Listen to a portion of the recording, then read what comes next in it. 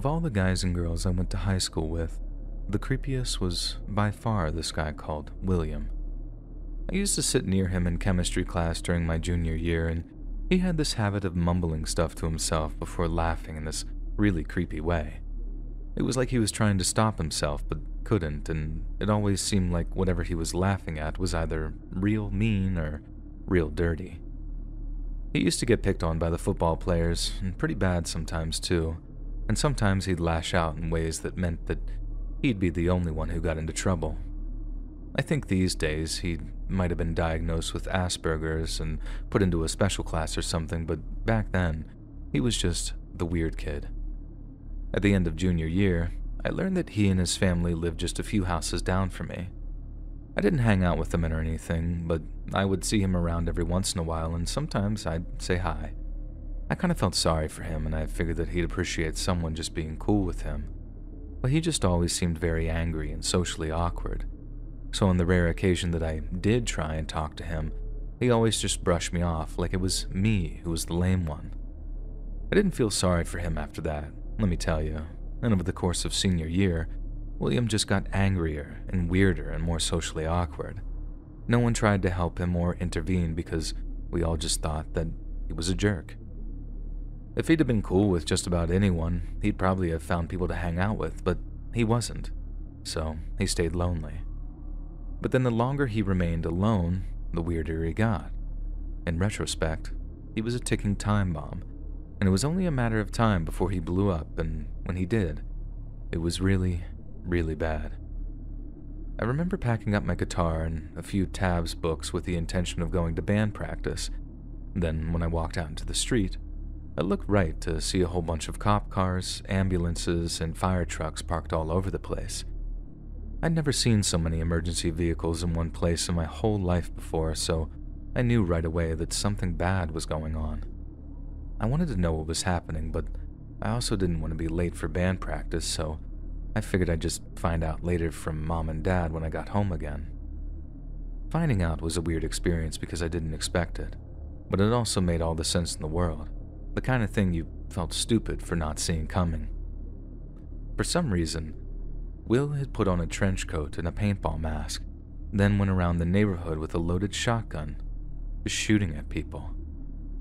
First, he walked just a few doors down, opposite direction he lived from us, then walked up to the person's driveway.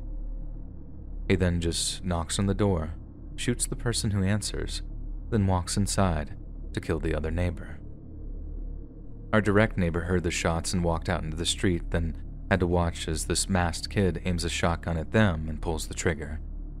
By some sheer miracle, the gun didn't fire, so he panicked and ran back inside his house to reload or grab a different gun or whatever. But then by that time, the cops had already been called. They surrounded his house, and instead of going out shooting, William checked out early. I later heard that he was very active on some internet forum.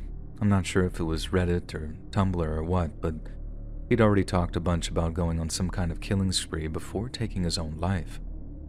The comments on his posts mostly consisted of people calling his bluff, telling him he was chicken and that he didn't have the balls. I heard the rare few comments where people urged him to get help were downvoted or trolled, and there wasn't a single thread of compassion shown to him. I guess that makes them no different from us in a way. We didn't show him much compassion either. We should have looked past whatever mental issues he had and gotten him the help he needed, and by we, I mean the community as a whole. Another horrifying little detail is that the widow of one of the two people who were killed actually worked with my brother. He saw her take the phone call from the police telling her that both her husband and daughter had been murdered in their own home. I know I sound like some kind of bleeding heart hippie with this take, but remembering William and what he did just makes me sad, and as dumb as it may seem, I think I actually feel kind of guilty over it.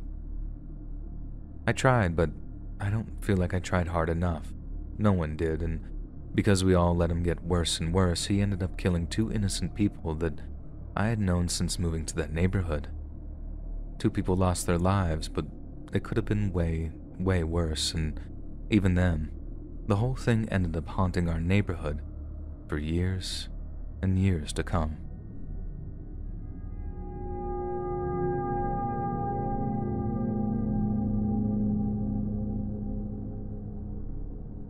I'm a big fan of the channel, and I think I have a story you might be interested in.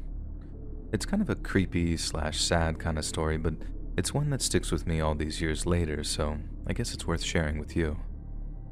So at the start of 10th grade, this new kid called Caleb joined our school, and I had homeroom with him.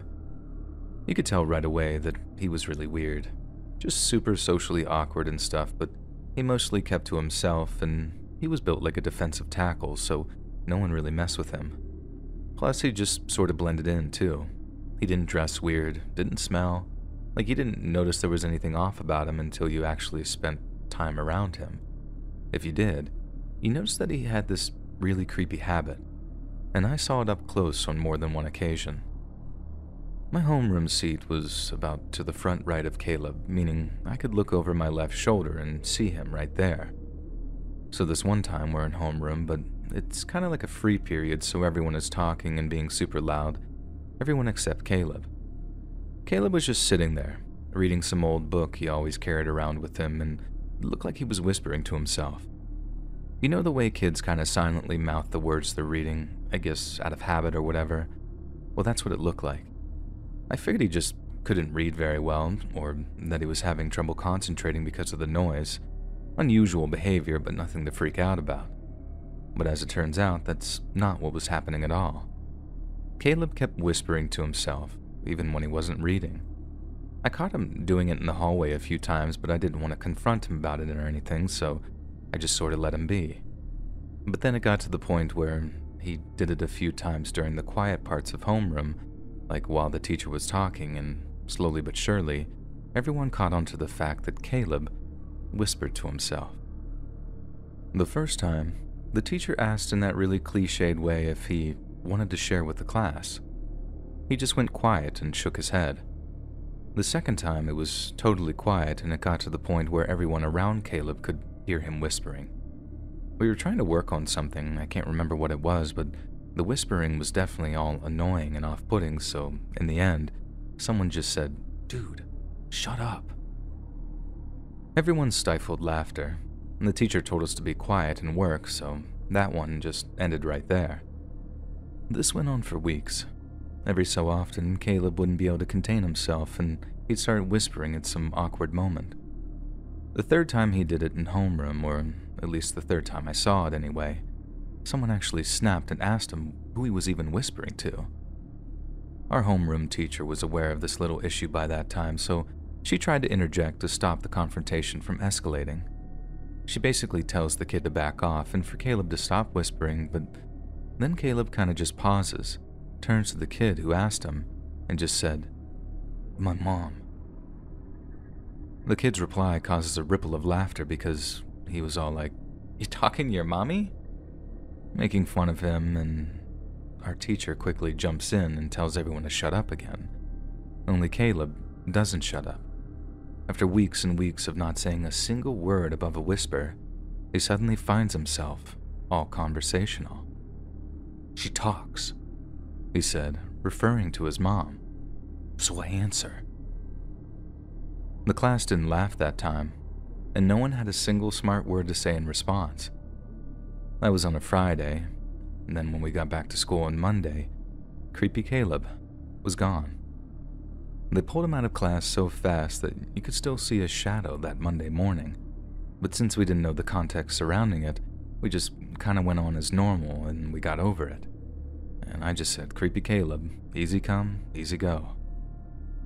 Now, about a week or so later, me and my family ended up driving over to my older sister's place.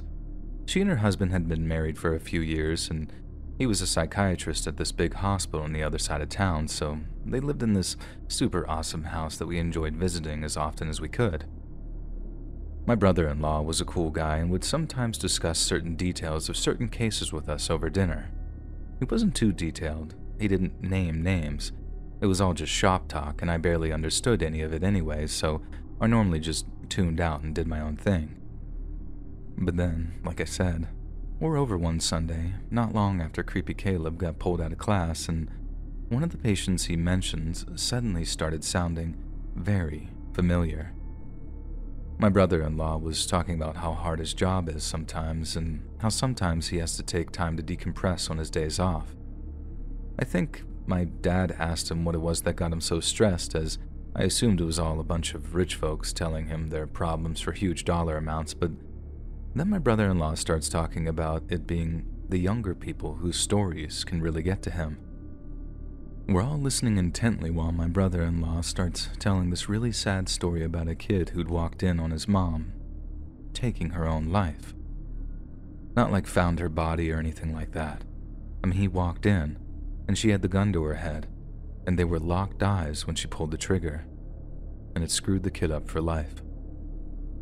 We're all obviously hooked into my brother-in-law's story, but when he mentioned how they just had to pull the kid out of school because of a serious setback in his progress, my ears started burning.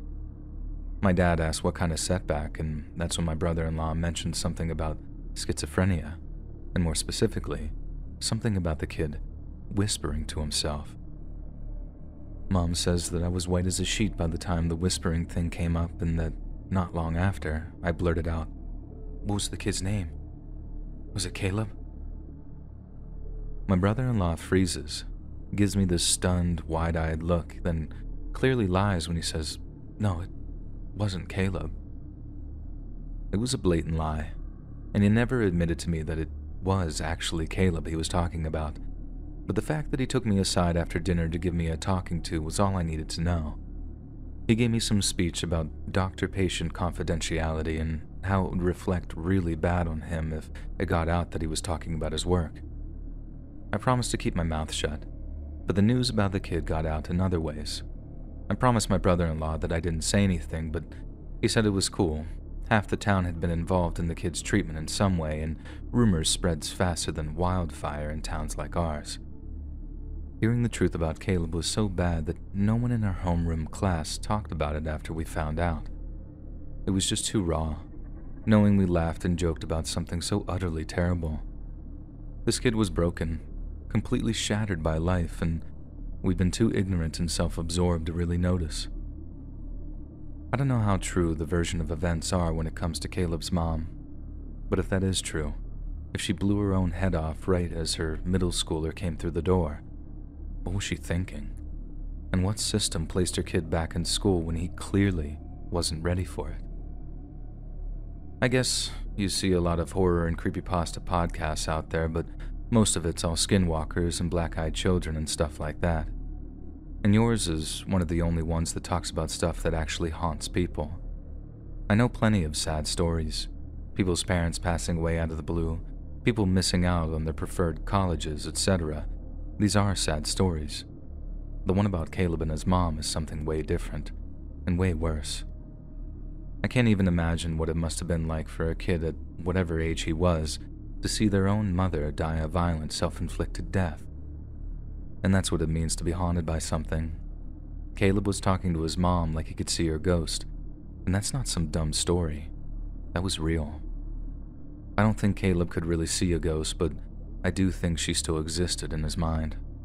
His brain must have been echoing her voice around his skull, and talking back must have helped in some way. Hell, if it was me, I'd do just about anything to hear my mom's voice, even if it did make me look crazy.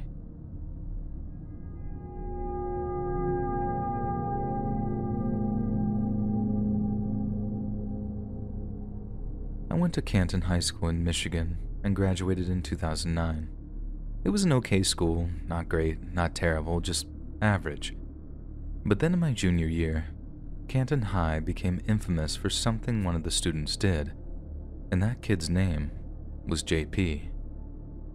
JP was in the grade above me and was this all-around unremarkable character. I was only vaguely aware of him to begin with, as the only time I ever paid him any attention was to be like, this kid's name is Jean-Pierre? No wonder he calls himself JP. No offense to any Jean-Pierres out there, it's just not the name I'd pick for myself if I wanted to make it through high school without getting the snot bullied out of me. But after that, nothing. He was just another anxious, pale white kid who seemed to have mastered the art of not drawing attention to himself. Then one day, boom, the name Jean-Pierre Orlowitz was all anyone talked about, and for a good reason too. It was sometime in November, I remember that much, and The first I heard was my mom asking me, "Didn't this kid go to your school?" She showed me the newspaper, and there was JP's mugshot staring back at me. He'd been arrested for murder, which seems crazy all on its own because he'd be one of the last kids I thought would be capable of killing someone. But as time went on and the details of what he did came out to the public, I couldn't believe some of the twisted stuff he'd done to the poor guy he'd offed. So, JP and his buddy heard about some random kid inheriting 40 grand from a dead grandpa or something, and they told this older guy, Danny Sorensen, to come in and join their plan to rob him. According to JP, the three had met up to actually go through with some kidnapping and robbery plan when JP had a change of heart and decided to back out. Danny then loses his temper, starts yelling and pointing his gun at him, so in self-defense, JP stabs Danny in the back. Stabbed in the back. In self-defense, it seems kinda sus, right? Well, if you think of that, you'd be right, because that's not what happened at all. According to the other kid involved, I forget his name, JP hadn't intended to rob the random guy's inheritance money at all, and that was all just a trick to get Danny Sorensen to meet them at some secluded location. Danny didn't have his gun out. He wasn't threatening JP. He literally just showed up for a robbery and got stabbed in the back. JP had always intended to kill this guy, and all because he just didn't like him. There was also a rumor that JP owed Danny a bunch of money too, and since he didn't want to pay it back, he figured that he'd just kill him instead. I don't know if that's true or not, but it doesn't really matter. Either way, he decided that the solution was to commit murder, which is all just kinds of crazy to me. I don't think JP's friend actually knew what was going to happen until the night of the murder because both he and JP said the guy just stood back, watched, and did nothing as he started stabbing Danny Sorensen. Some people say that he was to be the lookout, but I know the defense team said it was because he was so horrified by what was happening that he was frozen to the spot. I don't know how true that is, but it's definitely true that JP started doing some messed up stuff to Danny's body after he stabbed him. I heard that what JP wanted to do was to bag Danny up in a tarp, hang him upside down from a tree, and then set him on fire. Then he wanted to chop Danny's head off while he was hanging there burning like some sick parody of a piñata or something. In reality, JP didn't get up to anything quite so fancy. Instead, he used a hacksaw to cut Danny Sorensen's head off, then used a blowtorch to burn his fingerprints off so it'd be harder to ID his body. After that, JP drove the guy's body out to some random field, then set his headless torso on fire. One of the things that shocked everyone was how JP had apparently played with the guy's head after cutting it off. I think his buddy told either a cop or the actual courtroom that JP had tried to make it talk like a puppet or something. It also really didn't help that JP was cold and dead-eyed during the trial. I heard people were describing all this horrific stuff that he actually did and just sat there, totally unemotional. And like for the judge, it was a murder trial, but for JP, he acted like it was just a Tuesday. I don't know how long JP got in prison, but I know it was a pretty long time, and I know he got even more than a usual murder on account of how he did all that evil stuff to the guy's body afterward. And I swear though, of all the people I knew in high school, if you asked me to rank them in order of likeliness to murder someone, JP would have been way down near the bottom. I just can't picture him cutting a dude's head off with a hacksaw, but he did it.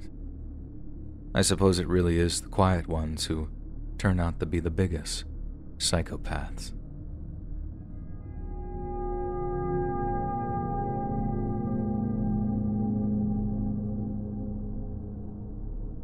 I went to a fairly small K-12 in a very affluent suburb of Chicago, maybe only 200 students at the most. We all came from the same 2 or 3 neighborhoods, and we all went to the same churches. Everyone knew everyone, even the teachers were some of our neighbors, and that's what made it all the more disturbing when something was found in the school's computer lab, something that affected almost every single kid in school. One day, we went into school first thing in the morning only to find that a special presentation had been called. That meant we all had to file into the gymnasium and listen to whatever announcement the principal had to tell us. It was usually something completely inconsequential that could have easily just been announced by our homeroom teachers, but what is high school if not a series of minor inconveniences? Anyway, we file into the gym, get sat down on the bleachers, and then we're just sitting around, murmuring to each other in exhaustion, waiting for the principal to arrive so he can get it over with. Finally, he shows up and apologizes for being late as he walks through the door, swiftly followed by an older-looking police officer. You could feel this wave of equal parts curiosity and dread wash over the gym, as the presence of the police officer probably meant some kind of heavy announcement was about to be made. We all hung on to the principal's every word when he said the officer had come to talk to us about something that had been found in the computer lab. The police officer then took over and told us that the school had alerted him to something very illegal and very unsettling that either a student or a teacher had left behind. They didn't give any specifics on what it was, but curiosity was inflamed by the use of the term obscenity laws and how breaking them was an arrestable offense. I don't know about you, but I definitely didn't know what obscenity laws were in 11th grade, but our curiosity meant we looked them up as soon as we were able, because we basically had no idea what the cop had said other than someone was in a whole bunch of trouble. As far as we could tell, obscenity laws mostly involved, lewd stuff. But the legalese which broke down the laws were peppered with words like abnormal, unhealthy, degrading, shameful, or morbid interest. So, lewd, but something a little messed up in there too. That was creepy all on its own. Not knowing exactly what had been found, but knowing it involved something pretty freaking gross. Then also knowing that whoever was responsible for that stuff was just walking among us at school. This was before we even knew what had been found, and the whole school felt like that too. There was this really creepy and nervous atmosphere at school for a while. Over the next week or so, the principal and vice principal went about questioning every single kid in the school, and as far as I know, we all got the same speech. If we were involved in any way and knew the owner of what had been found in the lab, we needed to be honest because the truth was going to come out eventually. It was a total bluff. They didn't know squat, and over time, the details of the incident filtered through the student body. The offending object had been a USB stick, one that contained some very, very bad stuff. There had been a security camera in the computer lab, but the USB stick had been found on the floor in the middle of the room, so the camera quality and positioning meant it was impossible to determine who the USB stick actually belonged to. Word was that the computer science teacher had done his best to reverse engineer the info on the USB, I guess, or whatever he did to find out where the drive had come from, but again, no such luck. The whole investigation basically came to a screeching halt, and we had to just go on living and studying in the knowledge that someone had done something very messed up involving computers. It took maybe a month for the truth to actually come out, and although I didn't believe it at first, but as the rumors grew louder and louder, the lack of denial from the school authorities spoke volumes. I was literally waiting for that special assembly to dismiss all the rumors at the very minimum, but it didn't happen. The rumors grew and grew, and our teachers couldn't or wouldn't bring themselves to deny them, which, in my mind, means they were accurate. And, in turn, I found that nothing short of horrifying. To put it in as sensitive a way as possible, the rumors obviously involved what was on the USB stick that had been found. For weeks, we'd assumed it was pictures of some kind, but when I heard it was actually written literature that had been so obscene and offensive, I was very confused. If it was just writing, what could have possibly been so bad about it? It didn't take too long to find out. Someone had written a bunch of, well, we'll call it fan fiction. That was the euphemism that was going around our school, and I'll be honest, I didn't quite know what the term referred to. But when I found out the details, I discovered it was anything but fan fiction. Someone had written stories involving almost everyone in school, almost like they were systematically ticking people off as they went. While the inclusion of the real people wasn't the disturbing thing, what the author had written about them doing was deeply unsettling. From what I heard, the contents of that flash drive were some of the most violent and viscerally disturbing literature you can imagine, and whoever had actually read it obviously couldn't keep it to themselves, hence why the rumors came tumbling through the grapevine at us. Accurate rumors, too, by the looks of things. The writer had students doing things to each other. Awful, terrible things. Teachers, too, in some parts. The whole thing was a bigger deal than when one of the freshmen was caught with some super violent Japanese movie, and I know that was bad, so whatever was on the USB must have been way, way worse to bring in the cops. I guess it was because the principal figured that whoever wrote that stuff was actually thinking about some real-life violence at some point, and that IDing them might stop a future incident or something. But they were never ID'd, so the whole thing just sort of died after a while. Officially speaking, it died, but the students never forgot. It's been almost 20 years since I graduated high school, and the stories about the flash drive still run rampant around my alma mater. I spent the rest of my time there wondering who would be so sick as to write a bunch of stuff like that. And the worst thing, there was no obvious culprit. There was no one we could single out to be like, it was definitely him or her who wrote it, so we could avoid them, and it could have been anyone. So unless it was one of the students who transferred out for senior year, we were forced to rub shoulders with someone who fantasized about some frankly unspeakable things, never knowing for sure who that person was. Needless to say, I was glad to get out of that school, and even gladder when I moved out of state for college. And I hope I moved very far from whoever wrote that sick fan fiction. Click the join button to become a member today for exclusive content. Gao Ting was born in March of 1989 in China's northern Shandong province. She was the daughter of a prominent businessman who not only ran a large-scale machinery company, but was also a representative of the local People's Congress, a combination which made him a very influential man. In September of 2004, Gao Ting enrolled in a public boarding high school. The school housed many students on campus, including Gao Ting, but since her home was within walking distance, Gao often wandered back to her parents' house to raid the pantry under the guise of a catch-up. She was a gifted young lady, both musically and intellectually, and according to friends, she was perennially cheerful and optimistic.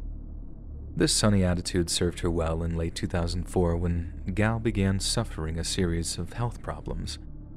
These health problems, which had been described as having cold or flu-like symptoms, resulted in Gao Ting being excused from her school's morning exercises, and she was only obliged to attend classes before she returned home for lunch.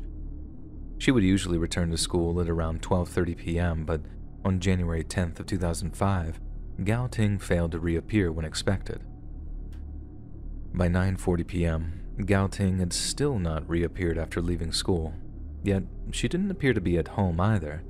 This is where a degree of miscommunication occurred, as both Gao Ting's school and her parents seemed to assume that she was in the care of the other party.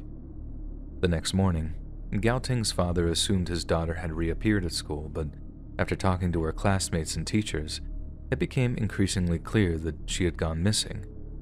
Gao Ting's increasingly concerned parents began searching her personal belongings, but the only clue to her whereabouts was a phone number and address for a restaurant in the nearby city of Zibo.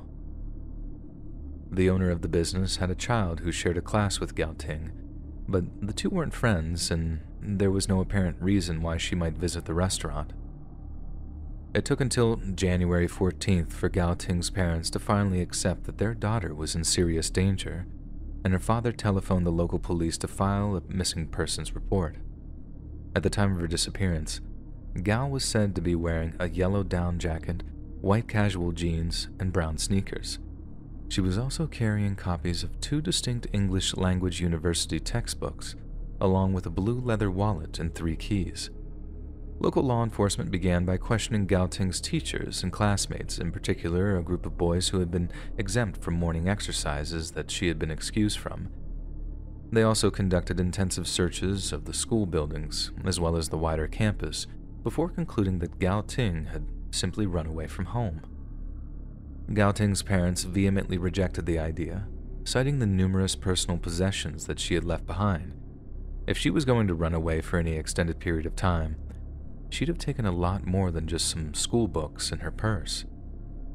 Anticipating the incompetence and apathy of local police, Ting's influential father poured over $40,000 worth of his own money into various publicity campaigns, and while they succeeded in raising awareness of Gao Ting's disappearance, weeks went by without any significant progress.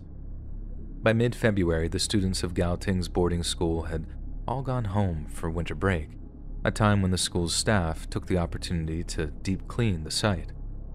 Two of the school's janitors were in the process of cleaning an old restroom, one that had been locked and disused and abandoned during the winter of 2004. In order to accommodate the large number of students, the bathroom was designed to be very large, with two separate sections divided by a lockable door. But when the janitors tried to open this door, they found that something had been stuffed inside the lock. They were forced to return with a wrench and pliers to pry off the padlock, and after considerable effort, they were finally able to access the second area of the restroom. And when they did so, they were greeted by a stomach-churning stench and a scene of absolute horror. Lying face up on the ground, partially decomposed, was the body of the missing 15-year-old girl, Gao Ting. Her torso had been partially covered by a white plastic bag, and her killer appeared to have laid her body down on a red puffer jacket. These were not the same clothes Gao Ting had been wearing on the day of her disappearance, and while her other belongings had been scattered around her body, her blue leather wallet was never recovered. Blood and hair belonging to Gao Ting was discovered on another part of the tiled floor, indicating either some kind of violent struggle or that her body had been dragged along the floor following her death. Following another intensive search of the school buildings, with a particular focus on the dormitories, minute amounts of blood were found splattered on a wall in one of the boys' dorms. Someone had attempted to hide these bloodstains by positioning a bunk bed in front of them, and if it wasn't for a maintenance worker recognizing the odd positioning, the blood might never have been discovered. An autopsy placed Gao Ting's time of death as being on the afternoon of January 10th, the same day she went missing, and that the cause of death appeared to be suffocation. Gao Ting's killer had apparently used her own scarf as the murder weapon, and had 3 distinct fingerprints on her cheek in the process. These fingerprints didn't appear in any of the Chinese police's database, and since no one with any criminal convictions was employed at the school, law enforcement deduced that the killer must have been another student.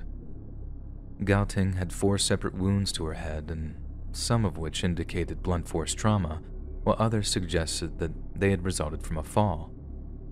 Police noted that Gao Ting had also suffered dozens of small cuts to her limbs and torso, cuts which appeared to have been inflicted after death.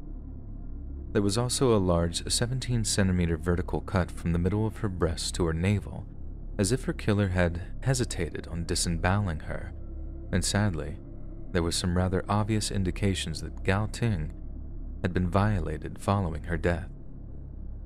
With these details in mind, the police began questioning 4 male students who had skipped morning exercises the day of Gao Ting's disappearance: Wang Pang Ming, Yang Xiang Ling, Li Debing, and Song Wen-si, who were all questioned intensively by both police officers and school officials, but a particular focus was shown to Song Wen-si, who had slept in the bed nearest to the concealed bloodstains.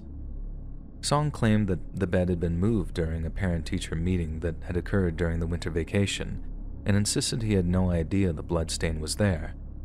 This was later corroborated following the return of DNA analysis results, which conclusively proved that the blood did not belong to either Gao Ting or Song Wen-si. It was a frustrating development, but police were forced to look elsewhere for Gao Ting's killer. The police then turned to Yang Zhang Ling, and during his round of questioning, he told the police that the reason why he didn't partake in morning exercises was due to frostbite on his feet.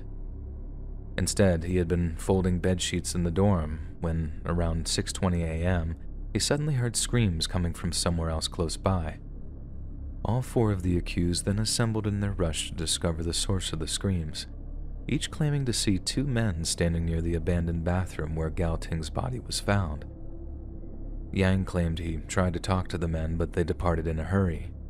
He later described one as being tall while the other was short, but because they were in a poorly lit corridor, he couldn't catch exactly who they were. Li Debing explained his absence from morning exercises by claiming he has a stomach ache, but confirmed that Wang and Yang were in the dorms at the time of Gao Ting's murder. However, Li claimed that he hadn't heard any screaming like the kind Yang and Wang had described, and insisted the boys must have been mistaken. Yet Li's testimony was later omitted from reports, as his apparent mundane testimony did not provide any new information. Sometime later, the police announced that based on the testimonies of two of the schoolboys, a man named Zhang Zichao was being considered their number one suspect. Zhang Zichao was born on May 28th of 1989 and had just entered the high school that year. He had first drawn suspicion to himself when he told police that he had no idea Gao Ting was even missing, something which didn't correlate with the fact that her disappearance was the talk of the school. The four boys also named Zhang as the fifth male student who had been hanging around the dorms that day, and combined with the inconsistency, the police saw fit to bring him in for questioning. After an interrogation which lasted 30 consecutive hours, Zhang Zichao confessed to the brutal murder and mutilation of Gao Ting. Yet all was not as it seemed. Zhang was said to have been brutally tortured during his time in custody, and he claimed he could barely stand during a visit with them following his supposed confession. Human rights lawyers have claimed that in one incident, the police asked him what color Gao Ting's clothing was, and every time he gave them the wrong color, they would slap him across the face with his own shoes until he blindly guessed the correct color of clothing. After that, he was forced to sign a statement which implicated himself as follows. On the morning of January 10, 2005, Zhang woke up before sunrise and began reading a book of short horror stories. The gruesome tales then supposedly inspired him to commit his own grisly crime, and after heading out into the dorm halls to look for a victim, he found Gao Ting. After holding a small blade to the girl's throat, Zhang apparently dragged her into the men's bathroom and held her onto the ground. When Gao started screaming for help, he wrapped her scarf around her neck, strangling her before the mutilation began in earnest. Once he had re-emerged from his haze of bloodlust, Zhang then hid the body in the corner of the abandoned bathroom before enlisting the help of Wang Pangming and sealing the bathroom shut. When they had finished, the two quickly resumed their morning studies as if nothing had happened, but according to the police, Zhang wasn't finished with his victim. They claimed he returned on several occasions to toy with Gao Ting's lifeless corpse. Zhang's trial took place on March 6th of 2006, but was closed to the public due to him being under the age of 18. Despite a complete lack of physical evidence, Zhang was found guilty and only received a life sentence as opposed to the death penalty because of his young age. It took until 2011 for Zhang to speak out regarding the torture he had undergone, and he began to profess his innocence to anyone who would listen. He filed an appeal, but it failed, and he was forced to turn to his family, who in turn found two lawyers who agreed to take on the case. The two lawyers managed to convince the court to hold a hearing, and in 2017, the Chinese Supreme Court reviewed the case. They found that no forensic material implicating Zhang was ever extracted, and they seemed to acknowledge and accept his claim on being tortured into confessing. Finally, on November 16th of 2017, the Chinese Supreme Court ordered a retrial.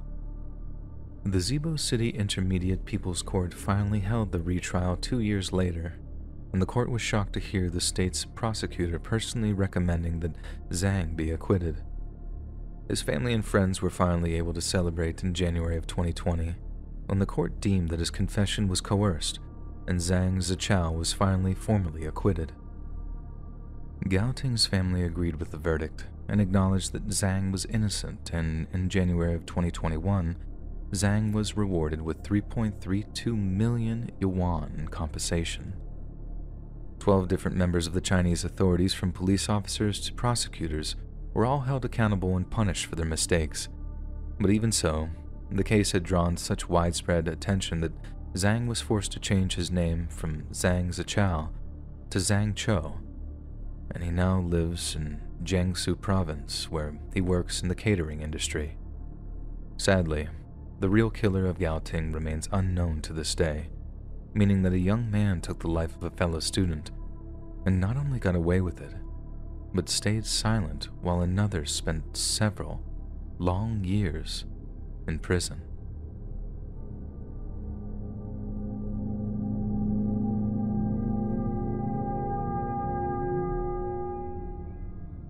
Back in 2013, 52-year-old Patrick Lee Mullins was living in quiet contentment in Florida's Manatee County.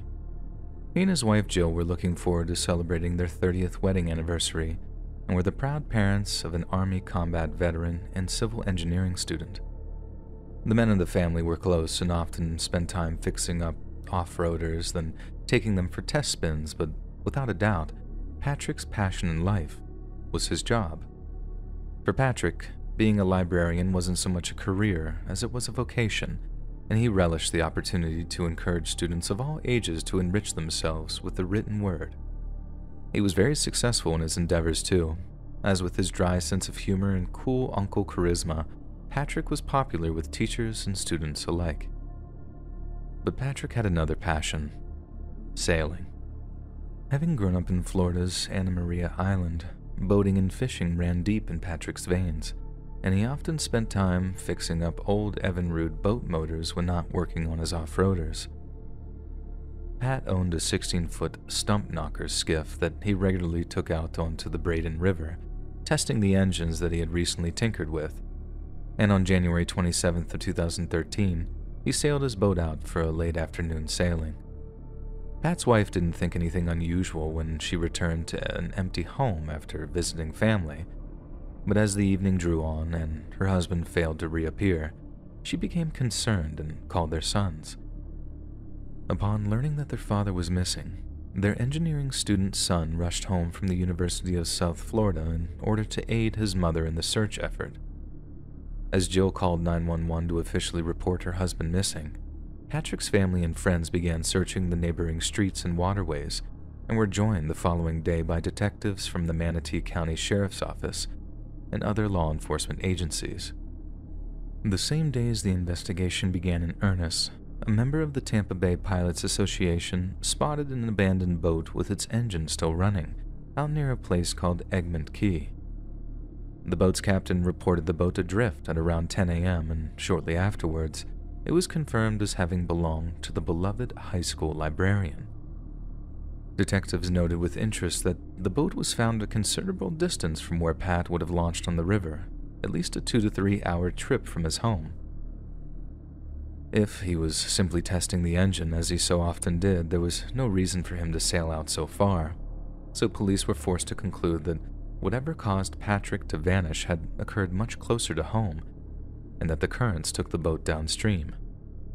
But what exactly happened to Pat whilst out on the river that made him disappear into thin air? To answer that question, the authorities quickly organized a wide search of the surrounding area, one which covered more than 2,200 square miles and lasted almost 3 days straight. The search effort included 6 boats from the Florida Fish and Wildlife Commission, a search and rescue team from Eckerd College, and even a C-130 military airplane equipped with cutting-edge sensory equipment. It was one of the most impressive search efforts in Florida's history, but sadly, it was one that had to be called off just a week after Patrick went missing, when a charter boat fisherman made a horrifying discovery. While fishing off Emerson Point near the mouth of the Manatee River, the fisherman spotted what appeared to be a mannequin in the shallow waters under his boat. Yet when the seas calmed a little and the fisherman was able to get a better look, he recoiled in horror. What he had been staring at was no mere mannequin. It was the body of Patrick Lee Mullins. Upon receiving the news that his body had been found, Patrick's loved ones were understandably heartbroken. But there was still an overwhelming consensus among family, friends, and law enforcement that whatever had occurred was nothing but a tragic and untimely accident. Yet this only made it all the more terrifying when the coroner's report made it evident that Patrick's death was no mere accident. The cause of death had been a single shotgun blast to the head, and a 25-pound anchor had been tied to his legs. Naturally, Patrick's loved ones were devastated as the circumstances of his death suggested foul play was to blame. So when the Manatee County Sheriff's Office returned with a verdict that he took his own life, there was an outpouring of outrage from Patrick's family and friends. According to them, Pat had no history of depression and didn't own a shotgun. They also pointed out that no blood, brain matter, bits of skull, or bodily fluids were found on Patrick's boat, meaning he had been snatched, taken to another location, and then executed before being dumped. It seems like an obvious conclusion, and it made law enforcement rebuttals sound even more unhinged. According to the police, Pat had wrapped himself in the rope attached to the anchor, perched on the edge of the craft, and then shot himself in the jaw with a shotgun angled upwards. They didn't bother to try and explain how he would have been able to reach the trigger, nor could they account for the fact that not a speck of forensic evidence was found on the boat. What's more, the lack of any powder burns near the entrance wound would indicate that Pat had been shot from a few feet away, which effectively ruled out the possibility of him taking his own life. Eventually, the doctor who had once ruled Patrick's death him taking his own life completely reversed his decision and admitted that he's never seen a self-inflicted gunshot wound before.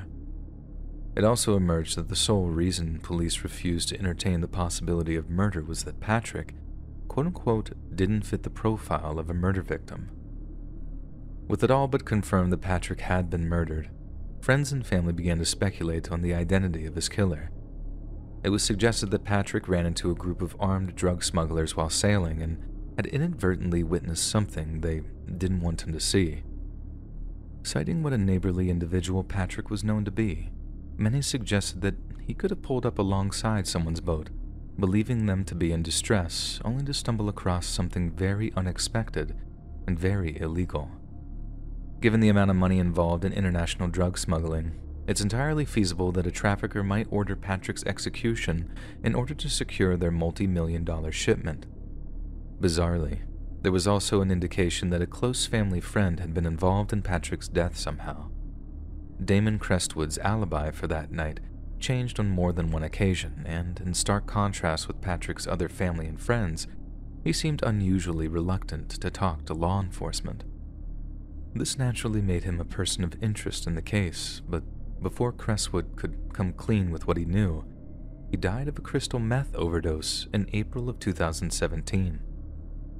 The investigation was also hampered by chronic incompetence and inexperience. The lead detective on the case had never conducted a murder investigation prior to Patrick's, and there were accusations that several pieces of evidence had been seriously mishandled.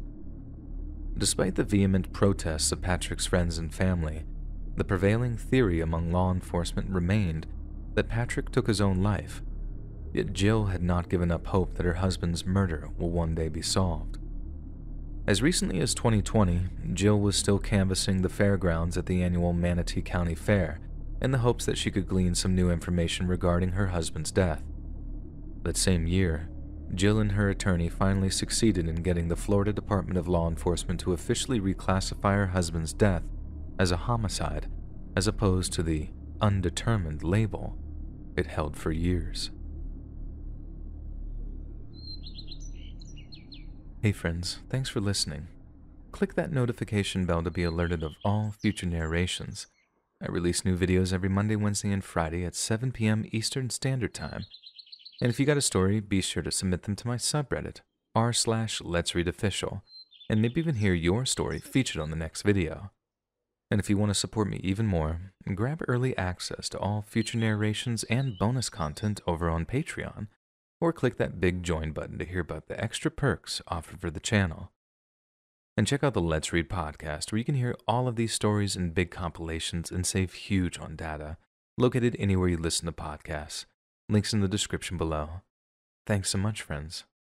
And remember, tactical licks only.